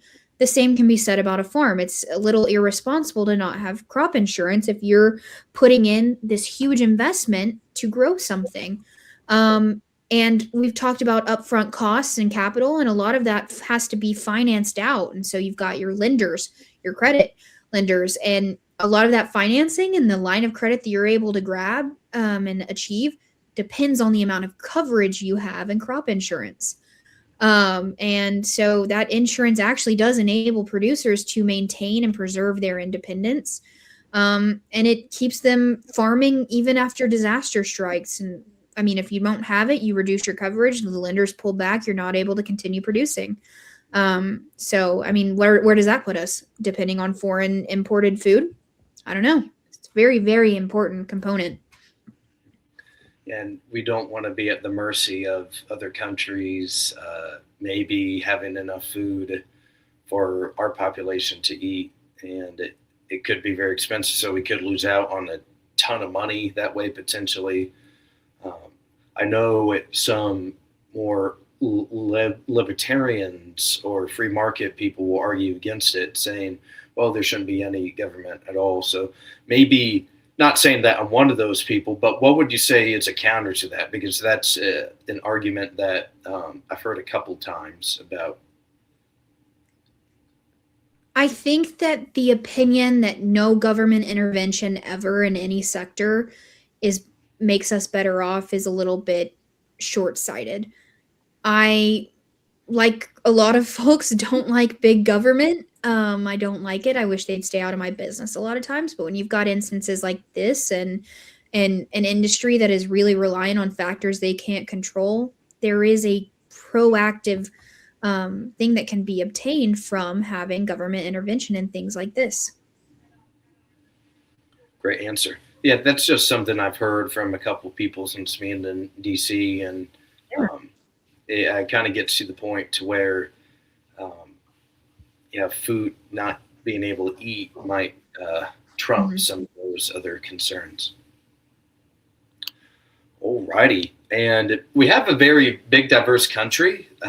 Soil is different in different sectors of the country, regions of the country. Weather is different, as we see in Florida. There's not a whole lot of snow in particular. You have the Northeast. We may be snowed in this weekend.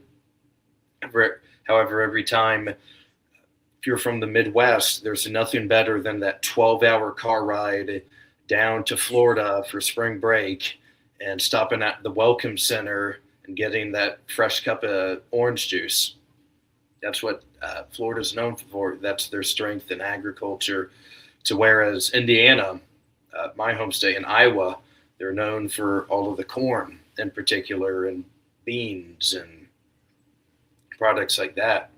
At North Carolina, the Tobacco Road, um, not only is it used in the context of Duke and North Carolina, but it's also, where a lot of the tobacco comes from, and all the regions have their own strengths and weaknesses. Yeah, absolutely. And I mean, American agriculture succeeds because of the regional diversity.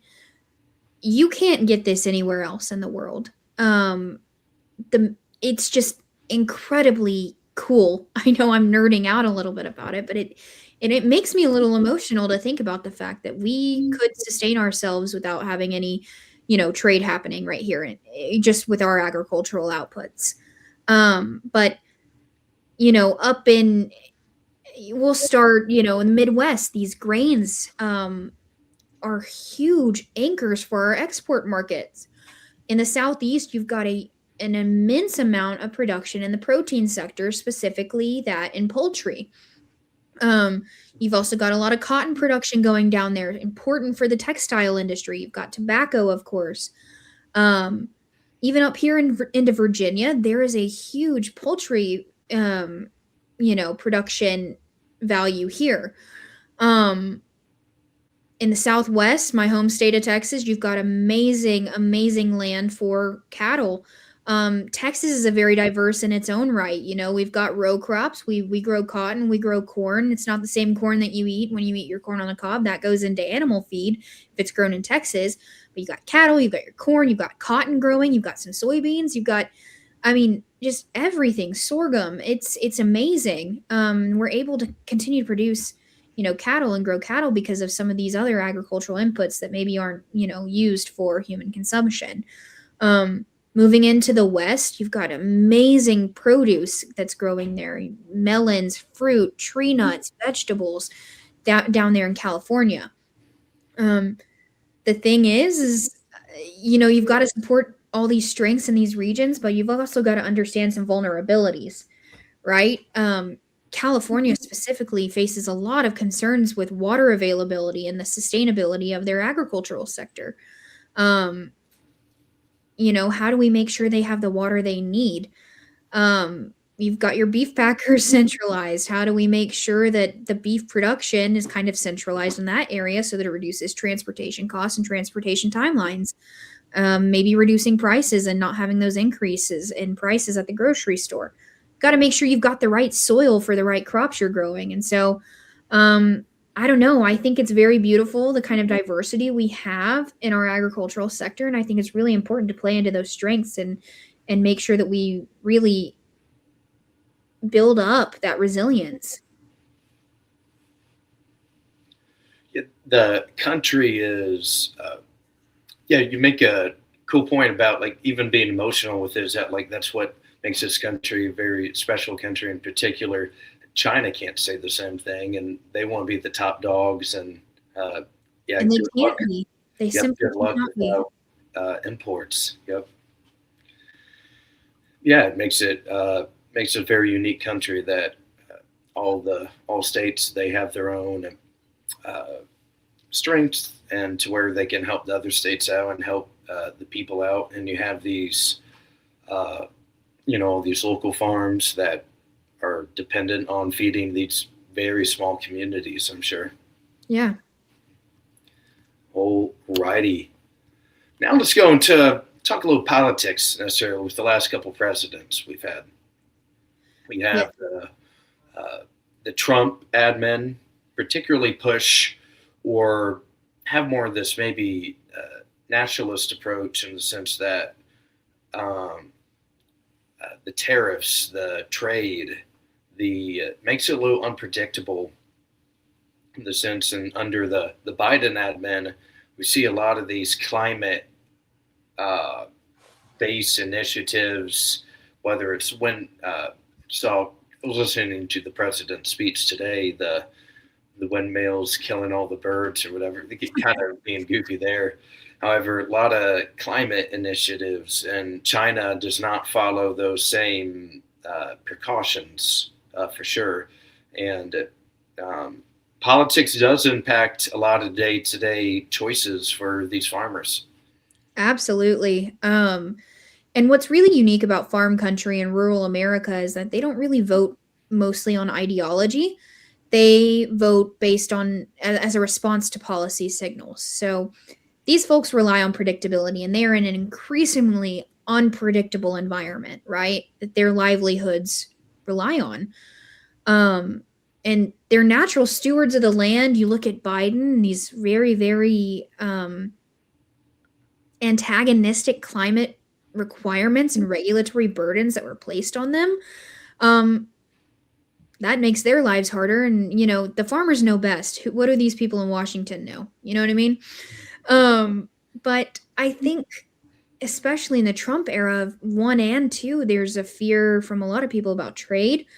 Maybe there's volatility in that trade relationship and where these products are being exported. But I mean, I don't know, going back to Biden, these climate smart practices like no-till farming, crop rotation, cover crops, these precision nutrient management programs.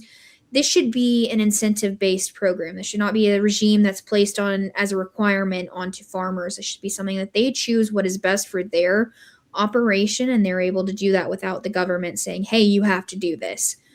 I think that a lot of farmers want this stability. They don't want slogans. They don't want this campaign language, right? They don't care about that. They want a clear and consistent policy lens that lets them do what they do best, which is feeding the nation. And they rely on a lot of things such as reference prices, disaster assistance, crop insurance, and counter-cyclical programs that helps them manage risk across multi-year planning. And so these tools don't necessarily guarantee a profit. And so it just kind of helps prevent catastrophic loss, right? So I don't know. I think that you saw a huge push from the farm country voting for Trump this election, because despite some uncertainty in the trade space in this first term, it was a friendlier environment for them as producers, and they were able to make the best decisions that they could make for their operations, which I think is very, very interesting. And I think that for the most part, they're happy this second term. I think the trade conversation's also coming up, but you're seeing a rollback of some burdensome regulation from the Biden administration. And I think they're really, really enjoying that. It's great to hear. And yeah, we mentioned that we don't want government and bed making every decision for us. And if they are, then that's a problem. They're hogging up too much of the bed, making it to where can't make a profit or maybe grow the crops that the farmers desire that season. Yeah. Alrighty. And big deal, back to the tariffs and the government stuff. If you, any young person, anybody has seen a neighbor or a television commercial or Brett Favre riding a John Deere and using that equipment. You've seen the brand of John Deere at Walmart, big time. Everyone wants, hey, your buddy or your neighbor Jim down the street, hey Fred, come check out my new John Deere I just bought. And going into the politics with like the equipment, this stuff isn't cheap, certainly for farmers. Like you have huge machinery like on the screen that is meant to help with tens of thousands of square feet or acres or farmland of helping harvest. And tariffs on steel have hurt the cost of some of this farm equipment, and as well it can delay upgrades and slow productivity for farmers. Yeah, absolutely. I mean, like it says there on the slide, steel tariffs, they raise these equipment costs. You've got to finance these big, huge machines out because nobody can drop $500,000 on a new tractor, which only magnifies these price hikes.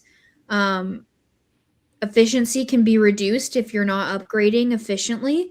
And there's got to be some sort of balance that's struck, right? Farm equipment prices reflect a lot of the trade policy. So protecting the industry mustn't cripple producers.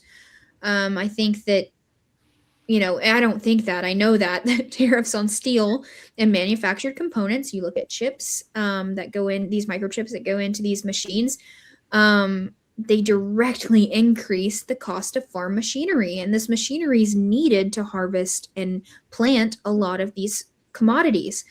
And like I mentioned again, because equipment is often financed, there's a higher sticker price, which is even more magnified by interest rates. And it increases total ownership costs, right? It's just unequivocally just increasing. So I don't know. It's very hard to understand that and realize that this is a situation you're in. But I also think there's a positive side. If we're focusing more on producing steel in the United States again, we could see a decrease in those prices, and maybe they stabilize and are a little bit more regular, and we're not seeing these huge price spikes. But only time will tell. You can't just start up the domestic steel industry and turn it on like a light switch. Take some time, not the Yeah. most easiest thing in the world. Now looking at supply shock, something that we've experienced this the last couple of years, whether it's through uh, the COVID pandemic or the flu, I believe around a year ago, that made eggs crazy unaffordable, like double or tripled in price. Mhm. And this cattle death in Kansas, I'm not sure if you guys remember, but in the summer of 2022, in Kansas on this farm, about 2,000 cattle passed away randomly at a moment's notice, and that is a year's worth of income for some farms, especially say like Kansas, where it's not a densely populated state at all. That's someone's livelihood on the line there. So yeah, we're talking about any little moment can shock the supply chain. Yeah, absolutely. I mean, we've talked a little bit about animal disease in cattle. Another thing is avian influenza, and that really spikes and increases its prevalence in the warmer months. You've got chickens that are in houses, and they're really they're in close proximity to each other, and that disease is passed around very quickly. And then you've got these animals that are dying, and they're not producing eggs. And so it's just incredible how quickly something like that can not, I don't want to say cripple, but um, create these incredible shocks to the supply and the price that you see in the grocery store. So there's got to be um, maybe a movement into better health standards, better support from the government. And I hesitate to say that because government's not your friend in a lot of cases. Um, but how do we find a vaccination maybe that helps keep avian influenza at bay? How that's not transferred into the food product at the end of the day. But I don't know. It's interesting. But we've got to make sure we've got rapid response to these. It's truly essential to help prevent isolated outbreaks from becoming a huge national supply crisis. Alden, I do see a question in the comments from Roy at Roy3121, kind of questioning my thoughts on establishing an agricultural right to repair. And I believe what he's referring to is specifically John Deere tractors. There's this clause in a lot of their warranty agreements on their tractors where um, farmers are required, if they want to maintain their warranty on their machinery, they're required to take it to an authorized mechanic to work on that tractor. If you work on it yourself, maybe you're handy with the tools and engines and you're able to do that. If you do that and there's evidence that you did that, when you take it in, something's not right, then your warranty is essentially voided. And even more costs to get your machine repaired. There's no warranty there. And so there's a huge push from farmers right now to have this, we call it right to repair, right? Where farmers can't be told that they can't fix their own machinery. A lot of these people are in very, very rural, isolated areas that are not, they've got to load up this tractor that is probably not working correctly onto a trailer and take it into town. Who knows how long that's going to take them. And then they've got to leave it at the shop for a couple of days. It's just very, very inefficient. And so I think that there's merit in a possibility to develop a right to repair program.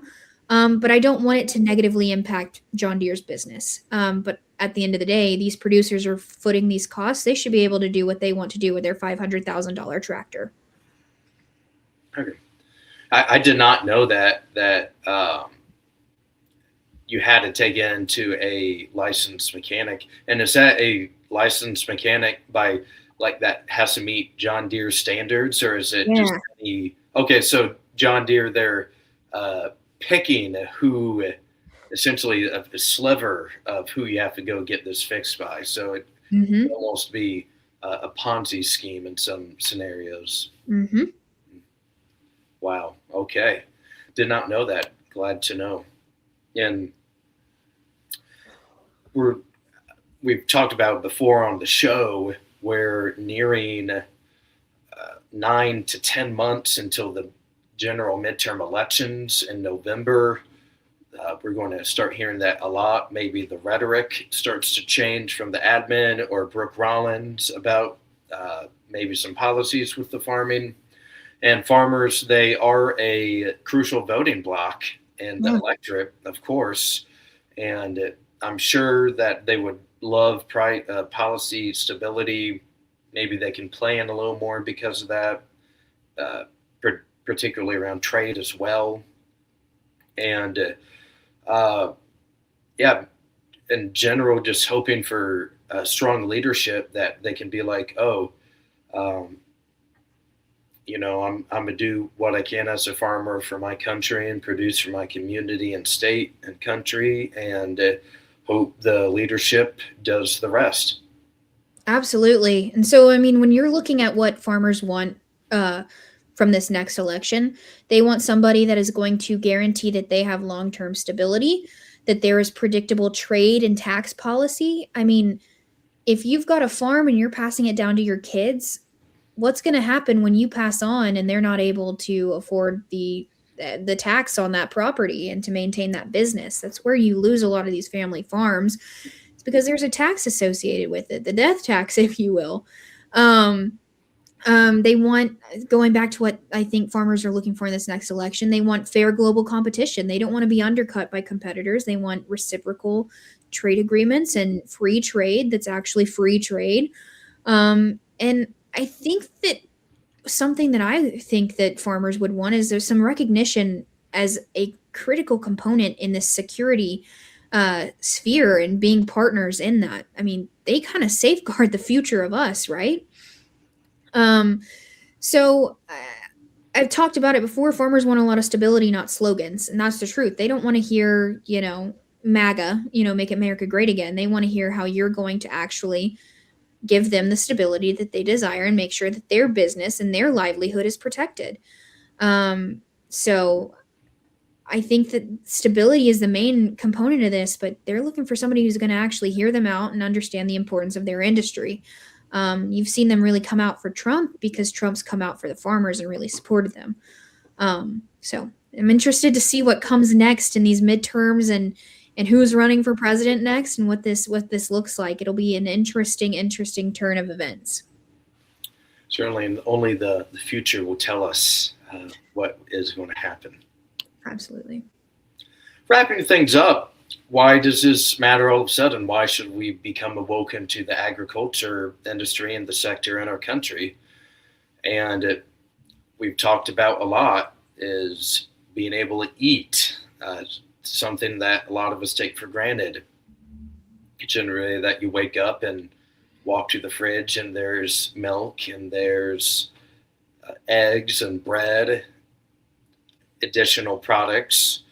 Has to also do with um, trade and labor and employment. Maybe your family farm, you grew up on a family farm and that's your life. That's all you've ever known is that farm. And it's very important to you. So there's a lot of things that tie into the agriculture industry. And I hope you've learned a lot tonight from our special guest, Kerri. Absolutely. Glad to be here, Alden. I mean, I guess why does this matter, right? Agricultural policy not only supports the farmers, it supports you as a consumer. It shows up at the checkout line for you. So the choices that are made now in agricultural policy determine whether America is able to control the future of its food system. I've said it once, I'll say it again. A country that cannot feed itself cannot sustain itself. And so, with that, food systems, they operate on thin margins with little slack. Inflation really drives some of these, like energy, labor, trade. It flows all directly to you as a consumer. Um, and I know producers, they kind of absorb that volatility early on. You don't really see that as a consumer, but those policy choices that are being made right now are going to affect you down the line. And so having this independence and this support for this industry, it's foundational to our economic prosperity and our national security. Very well said. And with that, we will exit out of the presentation and we'll head to, if anyone in the audience, again, thank you for tuning in tonight. We're happy to field questions from the audience. If there are any. A lot of great questions were asked throughout the night. Thank you to Nicholas and Roy and Ronwin and Jacob for being awoken tonight with some great comments and questions. We appreciate that. Let's there we go. Now we can see a little better. But yeah, I learned a lot tonight just doing the research. Yeah, we got a comment from Roy. Great job, Kerri and Aulden. Thank you, Roy 3121. Thank you, Roy. And I learned a lot through research, and I'm glad that even in this conversation, I learned a lot myself that I didn't really like the John Deere clause and that tick that broke through the bio barrier. That is something that might be a hot take that next couple months we see a crisis with beef price. Maybe they increase even more. So lots of stuff to consider and think about for the future with agriculture in the United States. Absolutely. Aulden, I guess you can say that tonight even you were awoken. Good one. Yes, I was awoken to the importance and the necessity of the agriculture industry. Thank you, Kerri, for awakening me to this important factor. Well, thank you for having me on. I'm glad I could be here and talk a little bit about the agricultural industry. Absolutely. And unless if anyone else has any questions, next couple seconds, just want to remind you to please leave the video a like, drop a subscription if you're still here, and thank you for watching tonight. Feel free to share the video with your friends or leave a comment on what you thought Kerri spoke best about. Spoke great on several of these industries within the agriculture department. And with that, you have been awoken with Aulden. All right, good night, everybody. Much love. Thank you again, Kerri. We will catch you sometime next week. Absolutely. Bye, everybody.